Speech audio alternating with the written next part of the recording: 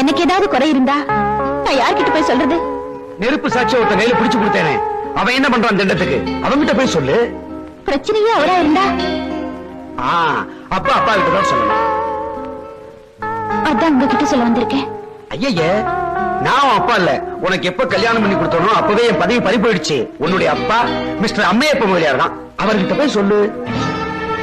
புருஷன்கிட்ட சொல்லிக்காம வீட்டை விட்டு ஓடி வந்தவளுக்கெல்லாம் இந்த வீட்டுல இடம் கிடையாது.